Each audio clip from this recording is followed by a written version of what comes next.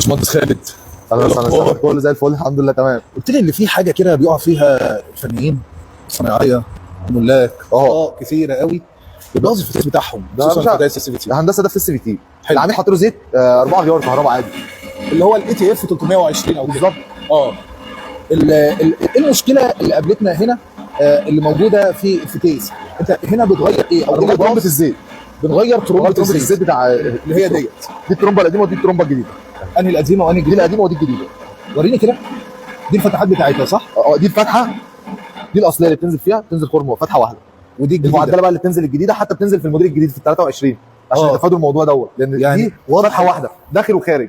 العربيه دي ام جي 5 صح؟ ام جي 5 فهو واضح كده ان هم عدلوا الفتحات نظرا ان الترومبه كانت بتتلف في الفتره اللي فاتت. بالظبط كده. دي فتحتين، دي الرواسب ما بتقعدش فيها، فما بيبقاش في نسبه تاكل جوه في الترومبه، فما بتبص بسرعه. فلما يجي مالك دلوقتي يجي يشتري ترومبه لازم يشتري الفتحتين دول، يسال على اللي فيها فتحتين، وهو ده اللي بيعمل فرق اسعار تقريبا في اسعار الترومبات. بالظبط، لان في ترومبه فتحه واحده وفي ترومبه فتحتين، في ترومبه مستورده وفي ترومبه اصلي منصور.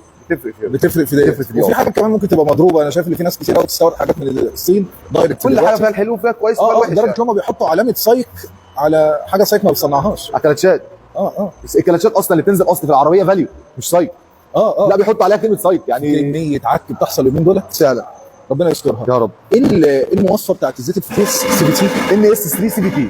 ان اس 3 سي بي تي بالظبط. تمام. هو دي المواصفه المفروض المالك يلتزم بيها، مش اي زيت فتيس. لا لازم ان اس 3 سي بي تي.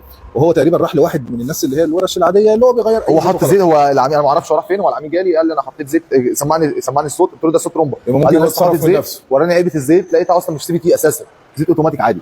ممكن تكون تلفت حاجه ثانيه في الفتيس ولا لا؟ هي الاعراض تلف بتتلف في دي. ده بيلي الكورونا برضو، ده ساعات بيبوظ في وقت كتير. جي 5 معروف ان ده بيلي الكولين الداخلي بتبوظ، وبرضو بيلي المجموعه الداخليه، بس دي جوه لازم الفيس كله يتفور ليها. طيب بس تمام. دي اعراض بوظان الفتيس. حتى بص الزيت هندسه زيت احمر.